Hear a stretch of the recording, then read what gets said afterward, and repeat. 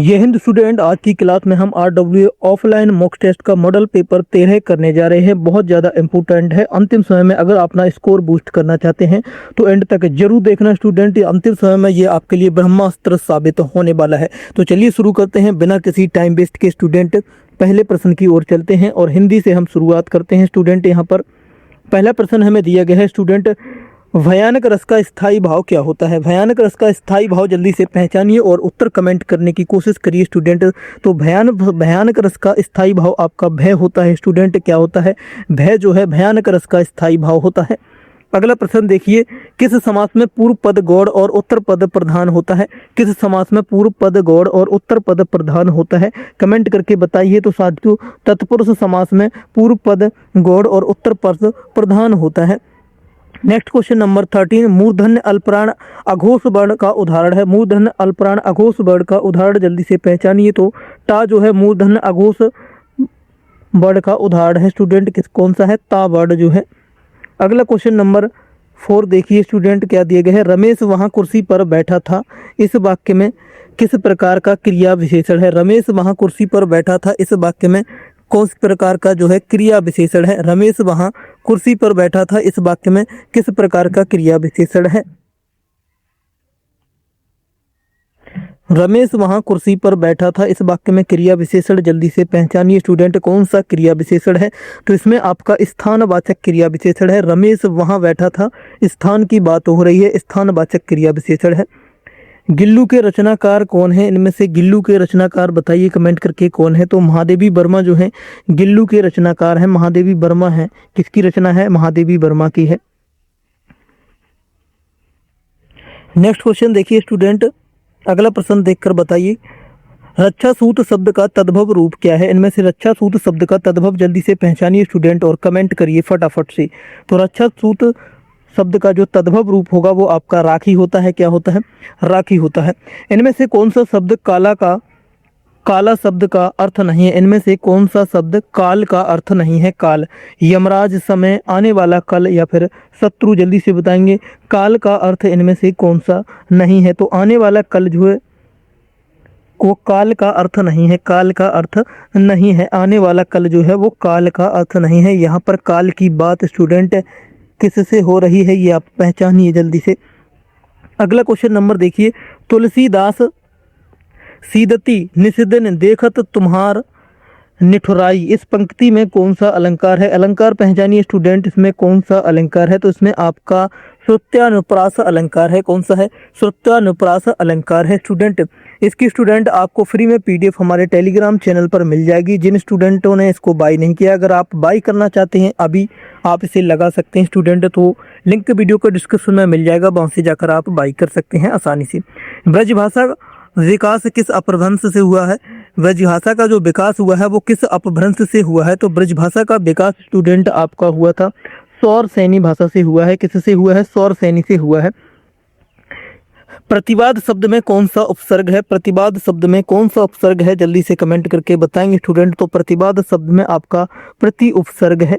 मैथिली का स्तंभ, मैथिली का संबंध किस अपभ्रंश से है। मैथिली का संबंध जो है कौन से अपभ्रंश से है। तो मैथिली का संबंध आपका मागधी अपभ्रंश से है। किससे है?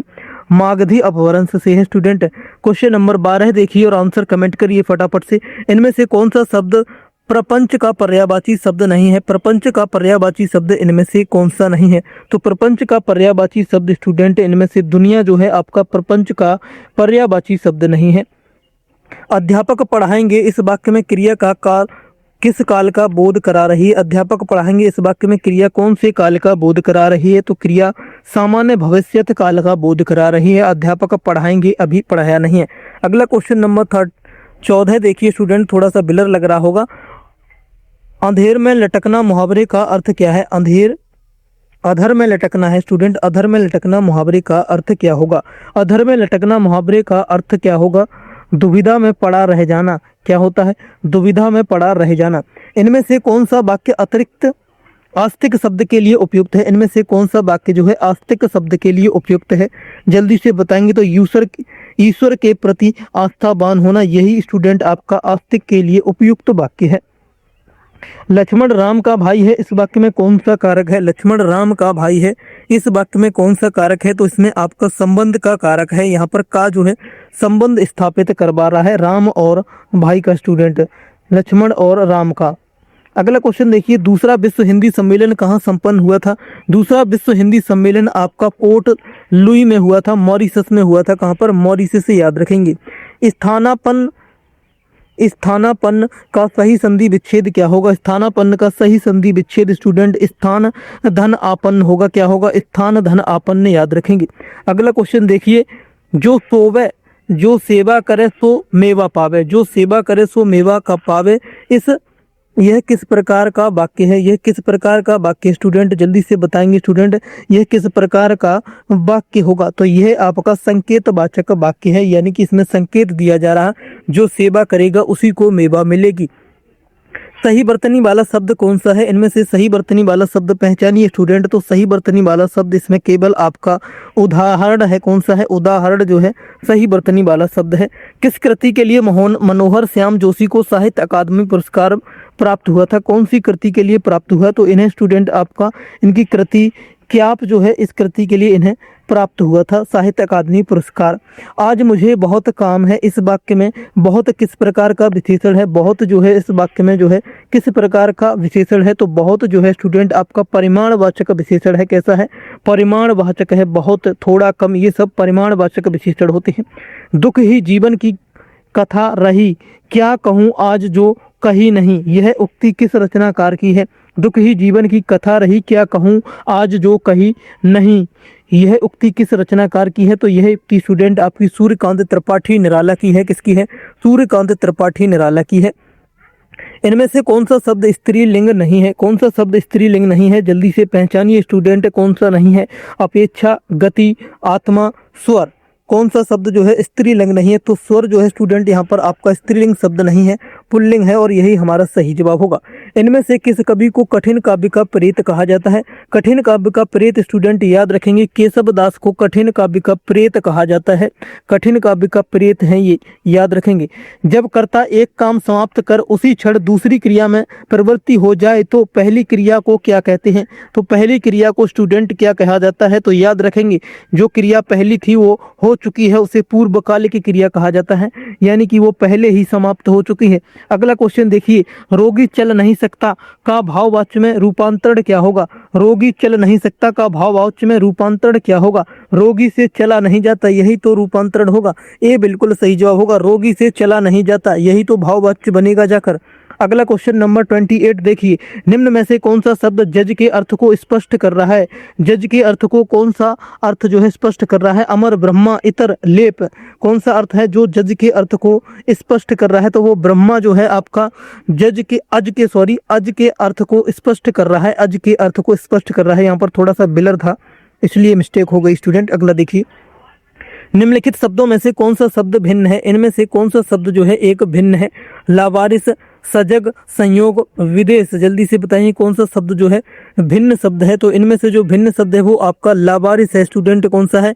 लावारिस शब्द है, बाकी के तीन एक जैसे हैं। अगला देखिए, काशिका किस क्षेत्र की बोली को कहा जाता है? काशिका किस क्षेत्र की बोली को कहा जाता है? तो बनारस क्षेत्र की बोली को काशिका कहा जाता है, याद रखेंगे स्टूडेंट। अगला देखिए, इनमें से किस पत्रिका का संपादन भारतेंदु हरिश्चंद्र ने किया था? कौन सी पत्रिका है जिसका संपादन भारतेंदु हरिश्चंद्र ने किया था? तो वाला बोधनी का संपादन जो है भारतेंदु हरिश्चंद्र ने किया था। सी बिल्कुल राइट आंसर होगा। इनमें से कौन सा शब्द नाग का समानार्थी है? नाग का समानार्थी शब्द पहचानिए जल्दी से, कौन है नाग का समानार्थी है? तो हाथी जो है नाग का समानार्थी शब्द होगा। बी बिल्कुल राइट आंसर होगा। इनमें से कौन सा शब्द एक वचन में नहीं रहता है? इनमें से कौन सा शब्द है जो एक वचन में नहीं रहता है? तो वो आपका प्राण है स्टूडेंट, हमेशा बहुवचन में प्रयोग होता है। आगे चलिए स्टूडेंट, और दिए गए गद्यांश को पढ़िए और दिए गए प्रश्नों का आंसर फटाफट से दीजिए।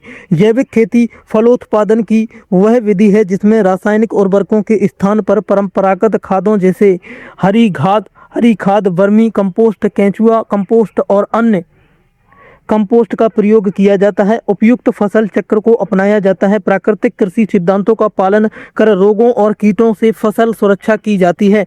इन सब क्रियाओं का उद्देश्य यही होता है कि पर्यावरण और प्राकृतिक संसाधन का संरक्षण हो और भूमि की उर्वरा शक्ति को सुरक्षित रखते हुए ऐसे फसल उत्पादन प्राप्त किए जाएं जो मानव स्वास्थ्य को दृष्टि से सर्वोत्तम हो। जैविक खेती से थल, जल, भूमि और खाद्य पदार्थों के माध्यम से होने वाले प्रदूषण की समस्या से काफ़ी हद तक छुटकारा पाया जा सकता है।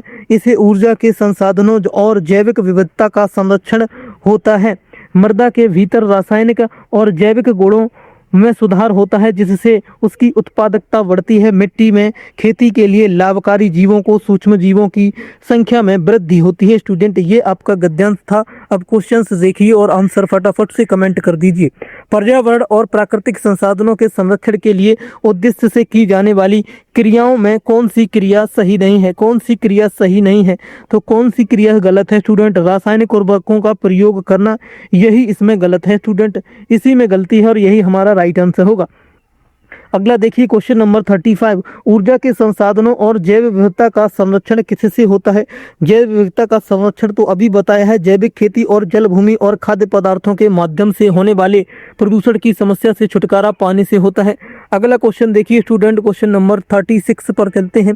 जैविक खेती अपनाने से मृदा के गुणों में सुधार की दृष्टि से कौन सा कथन सही नहीं है? कौन सा कथन जो है स्टूडेंट सही नहीं है?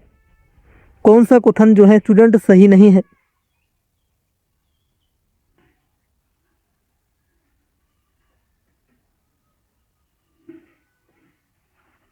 आगे चलिए स्टूडेंट और आगे के प्रश्नों का आंसर दीजिए स्टूडेंट। जैविक खेती अपनाने से मृदा के गुणों के सुधार में दृष्टि का कौन सा कथन सही नहीं है? 36 का आंसर जल्दी से कमेंट करके बताइए। तो स्टूडेंट, तो इसका राइट आंसर आपका होगा 36। जल्दी से बताएंगे स्टूडेंट क्या होगा।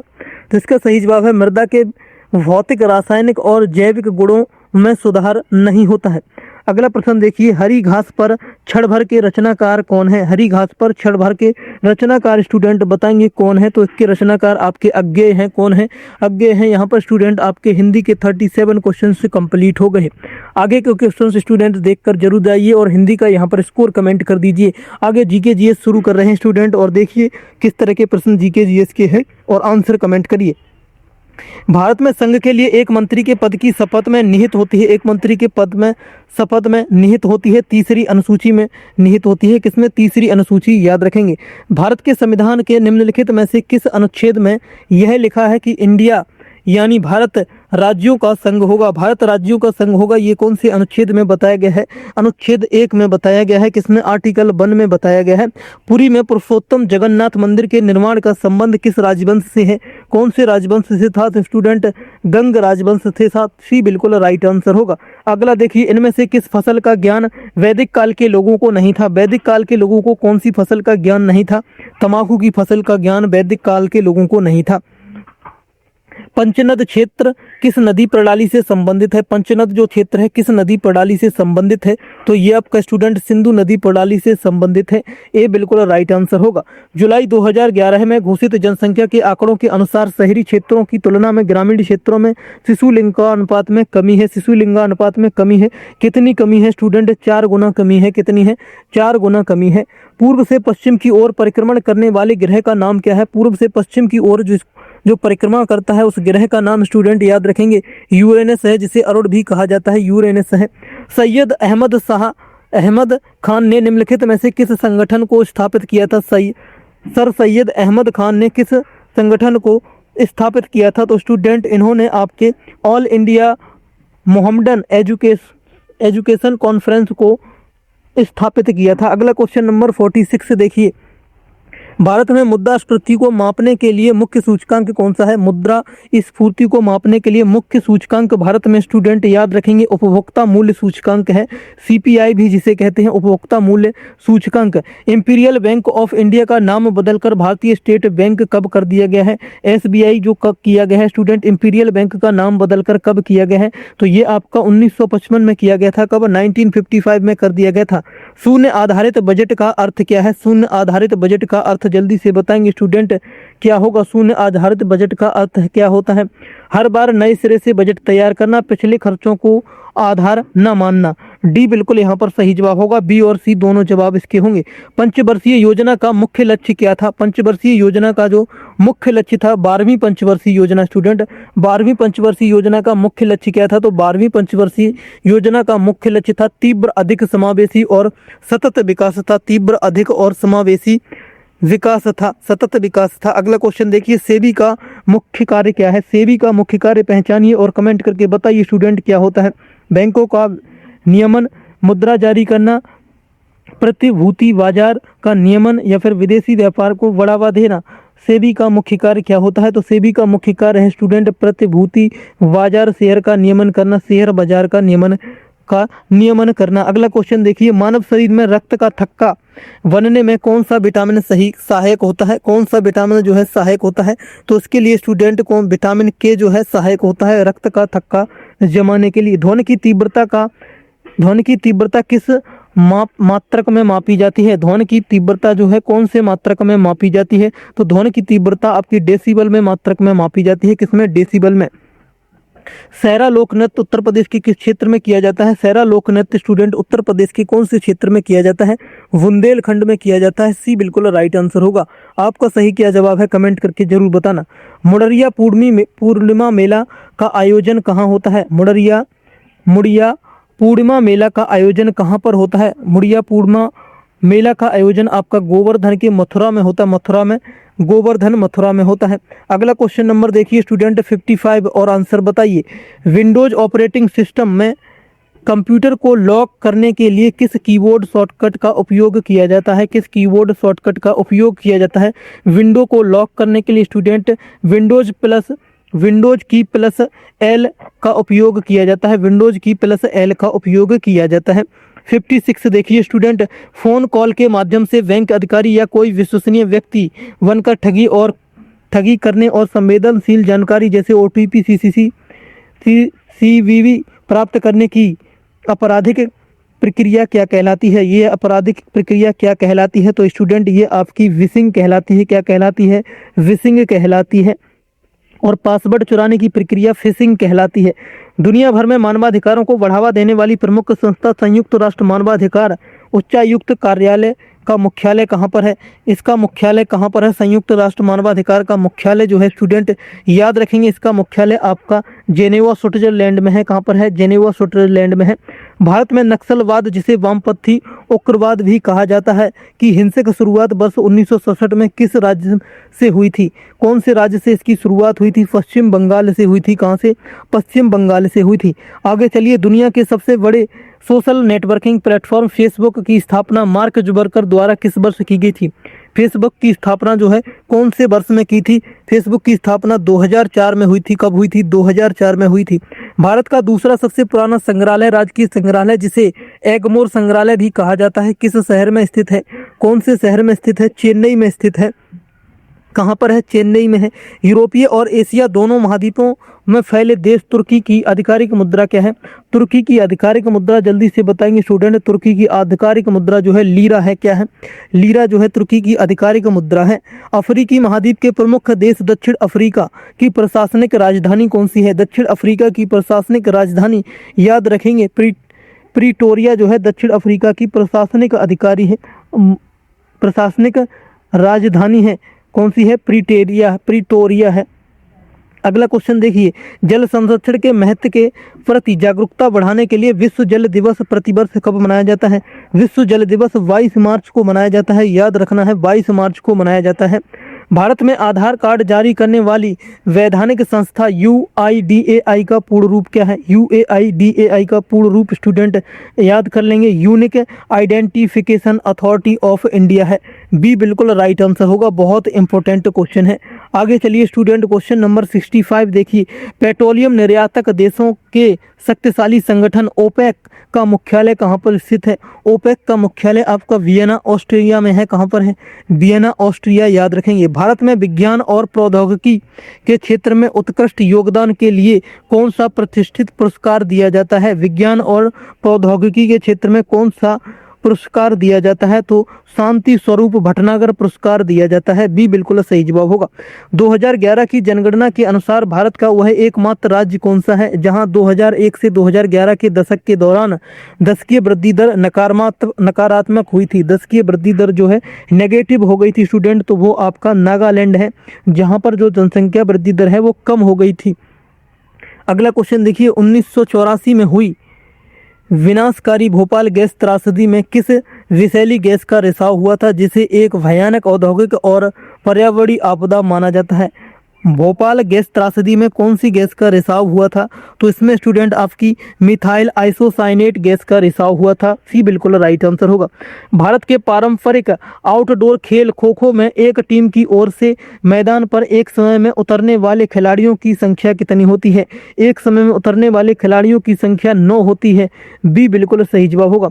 उत्तर प्रदेश की पुलिस बल में कांस्टेबल से लेकर उप निरीक्षक तक की सीधी भर्ती और पदोन्नति के लिए कौन सा बोर्ड उत्तरदायी है? जल्दी से बताएंगे, भर्ती कौन करवाता है?